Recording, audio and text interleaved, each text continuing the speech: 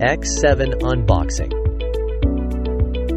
Remove the packaging. All accessories are included inside.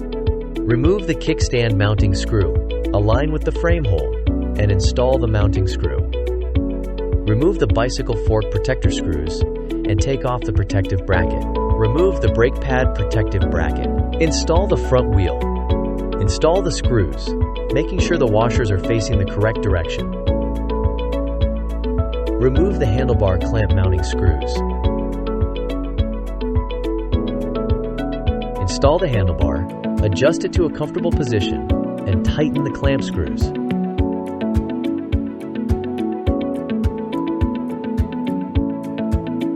Remove the front light mounting screws.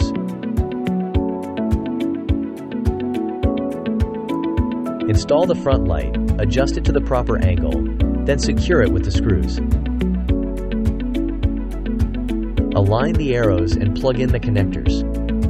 Adjust the brake lever to the appropriate angle, then tighten the mounting screw.